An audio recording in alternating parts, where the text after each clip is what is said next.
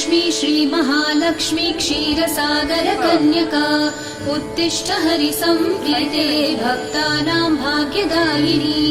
श्रीलक्ष्मी श्रीमहालक्ष्मी क्षीरसागरकन्यका उत्तिष्ठ हरिसम्प्रीते भक्तानां भाग्यदायिनी उत्तिष्ठोत्तिष्ठ श्रीलक्ष्मी विष्णुवक्षस्थलालये उत्तिष्ठ करुणापूर्णे लोकानां शुभदायिनी उत्तिष्ठोत्तिष्ठ श्रीलक्ष्मी विष्णुवक्षस्थलालये